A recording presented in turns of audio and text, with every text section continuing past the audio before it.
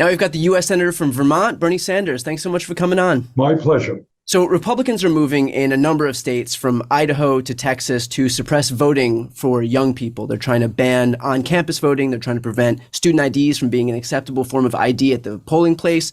If anyone would understand the importance of young people speaking out politically, it's you. So what's your response to these Republicans who are trying to prevent young people from exercising their rights to vote? It is unspeakable. It really is. It's outrageous. It's an effort to undermine democracy. And it tells us how shallow the entire Republican ideology is. Look, Brian, I don't mind if people disagree with each other. You disagree with me. That's called democracy. But if the only way you're going to win an election is to deny people the right to vote, it tells me that you got nothing real to say.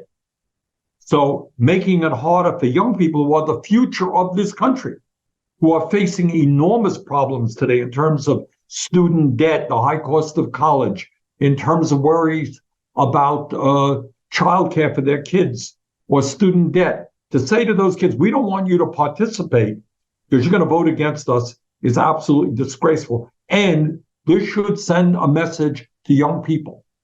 If they don't want you to vote, what you got to do is radically increase voter participation. Do everything you can to bring your friends to the polls. Yeah, I think that's a great point. Like, if you didn't understand the importance of your vote now, the fact that they're trying so desperately hard to take it away should be a testament to how potent, how powerful it is. You know, this reminds me a little bit about the kind of racism that we have has existed in this country for so many years. And many people in the Black community have responded exactly appropriately. They don't want us to vote. You know what we're going to do? We're going to increase voter turnout. That should be the message. Now, a Republican operative lawyer named Cleta Mitchell was caught on tape speaking to a bunch of bigwigs at the RNC about the ways that they're going to use to try to prevent young people from voting.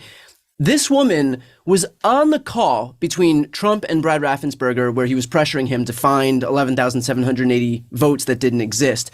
What does it say that the GOP is still being led right now to this day by the same purveyors of the big lie? What it says is that increasingly, not 100%, but increasingly, we have a major political party that doesn't believe in democracy.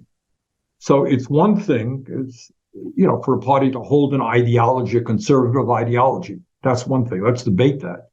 But it's another thing for a party to simply say, we have to win at all costs, even if it perpetuates a big lie, even if it involves making it impossible for people who vote against us to vote. No, I completely agree. Now, we've got a Supreme Court right now, moving over to that issue, that is completely insulated from any sense of accountability or ethics.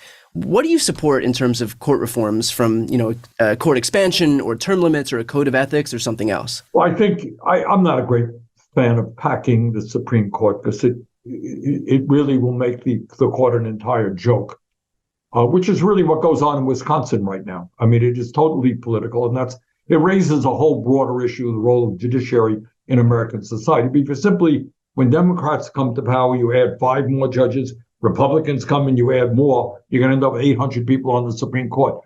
But I do think there is a way to rotate judges, which is consistent with the Constitution. And that would be, I think, a preferable approach. And what do you think the likelihood of getting something like that through would be? I think people are looking, sadly enough, I think people are now seeing the Supreme Court not as a group of 9 people who seriously look at precedent and constitutional law, but really as a political body where you now have, say 5 Republicans, 3 Democrats, and 1 somewhere in the middle. And that's really not what it should be. So, I think we need to take a hard, and the other thing, obviously, is what Judge Thomas has, what we've seen recently in his financial situation. We need to have strong ethical standards in the Supreme Court, which does not exist right now.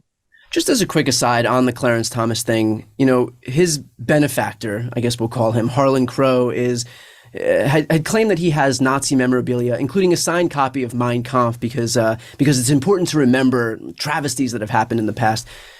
We're both Jewish. I'm assuming that we had similar reactions to this. What was your reaction when you heard that? Well, a reaction is, it goes beyond this particular individual. It goes beyond it goes to a Supreme Court justice who is being funded by an extreme right-wing person. And that should not be acceptable. It really shouldn't. There are laws that other judges have got to abide by, and that should be applicable to the Supreme Court. So let's get into the economic stuff here. You've spoken out in favor of a 4-day work week. That's a 32-hour work week to replace a 40-hour work week. What's the pitch for that? All right, here's the story, Brian, and thanks for asking that question. Let me be very clear, and I think very few people will disagree with me. As a result of artificial intelligence and robotics, there is going to be a radical transformation of our economy and our workplaces, all right? The jobs that many people have today will not be there 15, 20, 30 years from now. And that's not just blue-collar workers, that's white-collar jobs as well. So there are a couple of things. I think, first of all, the main point to be made is that technology unto itself is not necessarily bad. If you can come up with machinery that makes workers more productive, that eliminates filthy work or work of drudgery, that's a good thing. Who should benefit from that technology? Should it just be the people who own the technology or the corporations who utilize it, or should it be the workers themselves? So if we can, and I think we should be discussing reducing the work week to 32 hours as a result of increased productivity, that is what we have got to do. Second point, the more complicated point, is this. What we are seeing in not just robotics, but in artificial intelligence is an exponential growth in the kind of information computers now can assemble. And there are some very serious people, and this is not science fiction. There are some very serious people who worry that artificial intelligence may outsmart, if you like, the human developers of that technology, that they will act independently of human wishes, in which case you're into a potentially very weird future. Yeah. Well, so those are some of the issues I think we've got to look at in that area. On that point, if American companies are going to benefit from the effects of AI and increased automation, presumably other countries would do the same. So is there any worry that scaling back to a 4-day work week would kind of put us at a strategic disadvantage relative to other countries who may not adopt the same 4-day work week, but who have the same advantages that are presented by these advances in technology? I think all over the world, unions and working people are talking about a 4-day work week. In the UK, for example, there was recently a study done by a number of companies who implemented a 4-day work week. And look, what they found, if you go to work, what's important is not the number of hours you sit at a desk, it's what you accomplish. And what a number of studies have shown is that when people have more time off for leisure, being with their families, entertainment, they end up being more productive. So what I think many of these companies found, actually, workers produced more and felt better about their jobs after 32 hours rather than 40 hours. Moving over to the budget, Kevin McCarthy finally released this Republican budget, which effectively dismantles the Inflation Reduction Act. It cancels IRS funding, it cancels student loan debt forgiveness, and it increases oil and gas production. This thing has no chance of passing the Senate, and yet this gimmick is being done at a time where we got to move because the stability of the economy is at stake here. So what's your response to Kevin McCarthy, who seems to be perfectly content to just screw around here for partisan political gain? Well, I think the answer is, as you've suggested, this is an absurd, reactionary, dangerous approach. It goes without saying that we cannot default on our debt, much of which, by the way, was accumulated during the Trump administration. Okay, so it is totally irresponsible of anybody to suggest that we not pay our bills and bring our country and the world into a major economic downturn.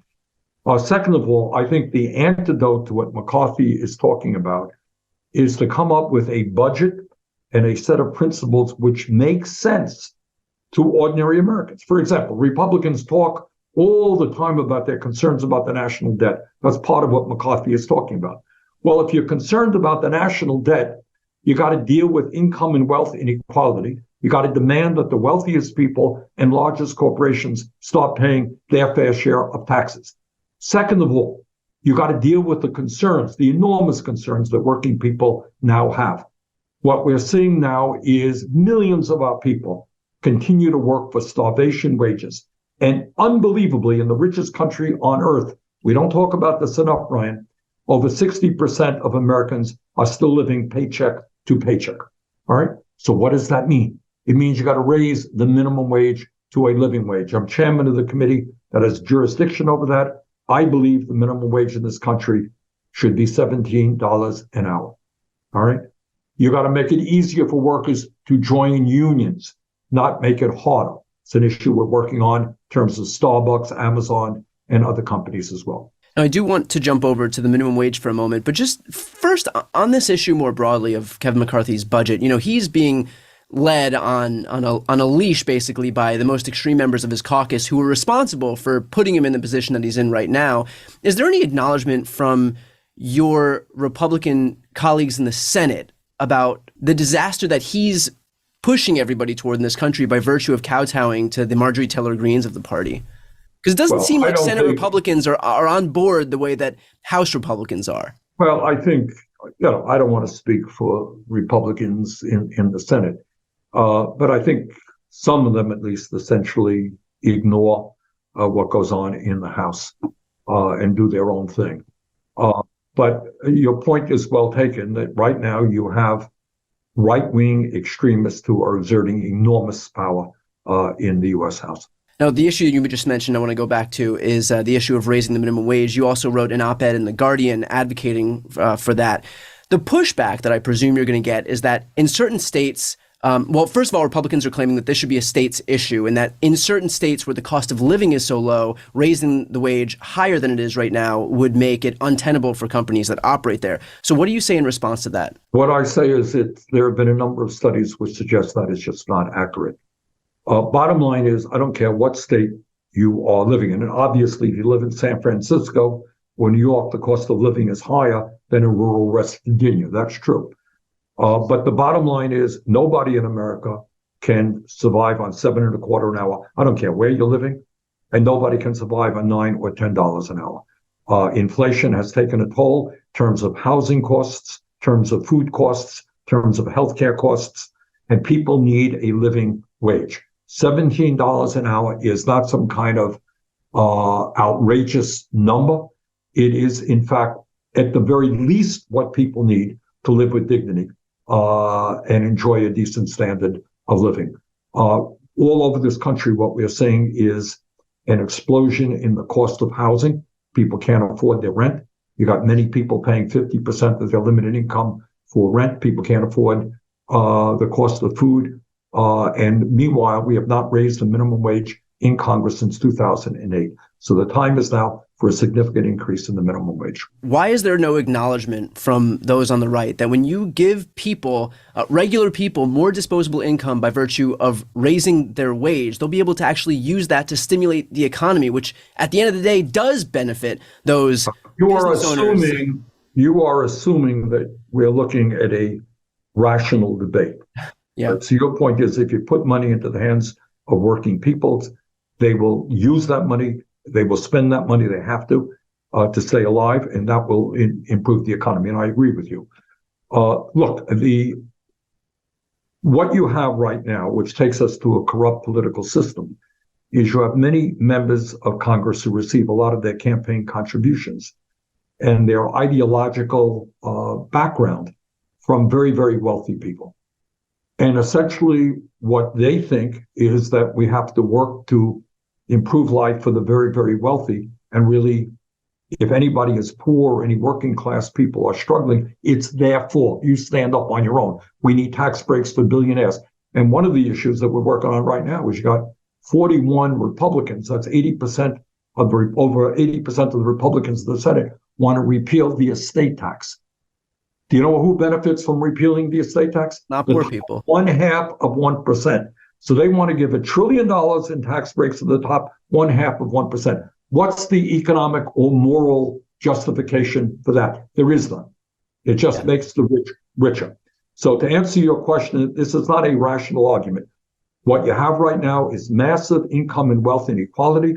Billionaires fund the political system, and you got a lot of people who are working for the rich who could care less about the working class and middle class of this country. Another issue that I mentioned before in terms of what Republicans are looking to repeal with their new budget is IRS funding. They keep claiming that it's important to repeal this because, the IRS is out there knocking down doors and ripping the wallets out of hands of working class Americans. What has the IRS actually been able to do with its increased funding just this last tax season alone? Well, there are 2 or 3 areas that the IRS has needed to improve upon. First of all, their service. If they're underserviced, they're a large bureaucracy.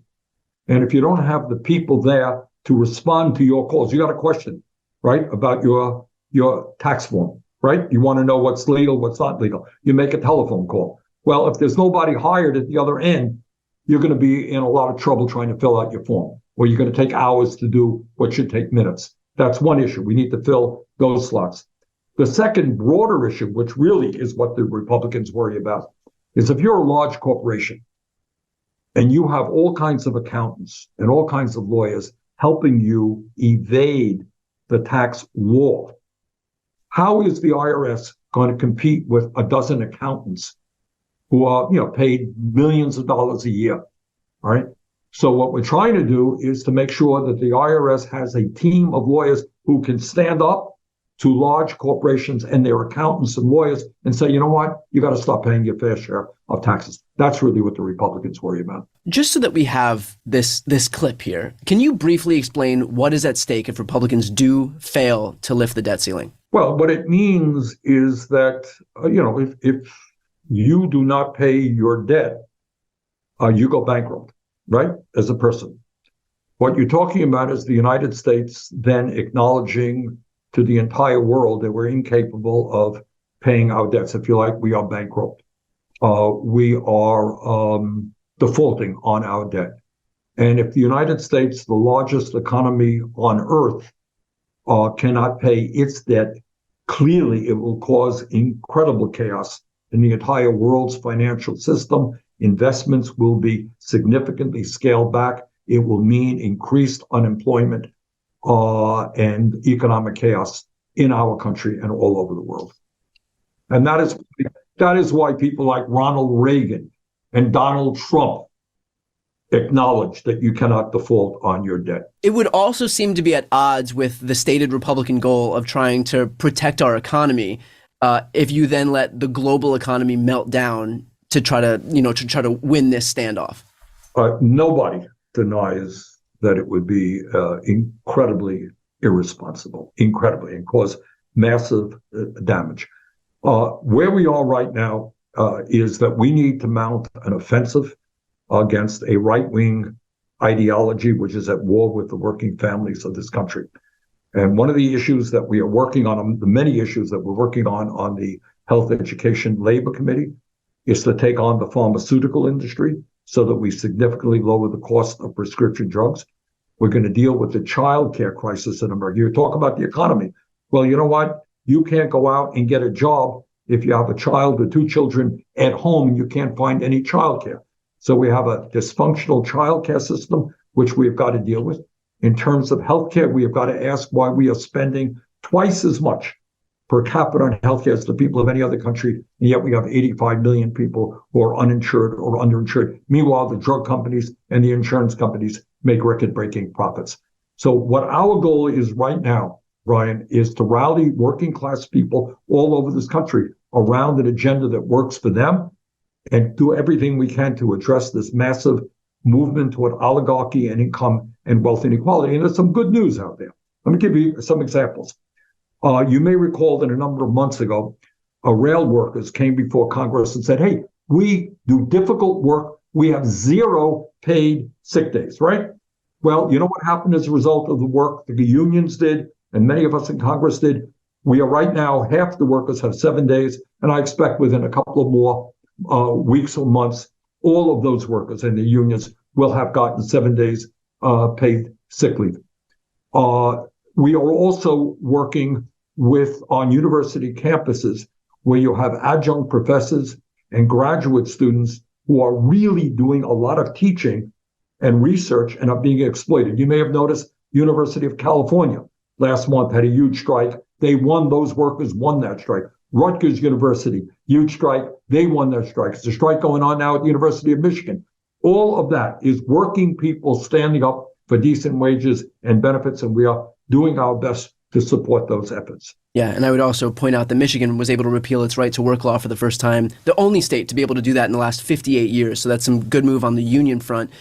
Just building on that union topic for a moment, we've seen, especially with these recent hearings where Howard Schultz came before the committee, basically that these anti-union CEOs are moving to basically violate union law in this country because there's no enforcement mechanism within the National Labor Relations Board. Is anything being done to bolster enforcement so that when there are these violations, it's not just tacked up to a cost of doing business? You're exactly right. No, Brian, you're exactly right. It's a very important issue. Workers have the constitutional right to form a union. And what we're seeing in America today is more and more workers are exercising that right. They want to form unions. We're seeing that at Starbucks. We're seeing it on college campuses. We're seeing it in white-collar jobs, etc. What companies like Starbucks are doing, as you indicate, they are quite clearly breaking the law. You want to form a union? Well, guess what? We ain't going to negotiate a contract with you. We don't care what you want. We're going to break the law. So that's why I had Howard Schultz come before the committee to explain what he is doing. And we are continuing to work on that issue in telling Starbucks they have to obey the law. But more importantly, to your point, and that is that we need teeth in labor law to say to the Starbucks and the Amazons and the other companies, guess what? You cannot do A, B, C, D. And if you do it, there's going to be substantial fines attached to your efforts. Right now, many of these companies are breaking the law with impunity. We have legislation called the PRO Act, which is essentially legislation which protects workers' rights to organize and tells companies they cannot interfere illegally with those rights. And I'm assuming the fate of that bill rests solely on whether we're able to get Democratic majorities in the House and Senate. That is exactly right. So if you're a worker out there and you're thinking politics is not relevant to your life, you want to form a union. I think we have virtually all of the Democratic senators, maybe not one or two, but I think we have virtually all of them. I think we have 0 Republicans on supporting that legislation. But if we're going to grow the middle class in America, we got to grow the trade union movement, and that legislation is part of that effort. Let's finish off with this. There seems to be something of a push to legitimize bagels in D.C. There is now something called the Bagel Caucus. You're from Brooklyn. My whole family's from Brooklyn. We spoke about that before we started recording. I feel like it's something of a birthright to be able to identify good bagels, having come from there. Are you buying this effort to claim that DC bagels are actually good or as good as New York bagels?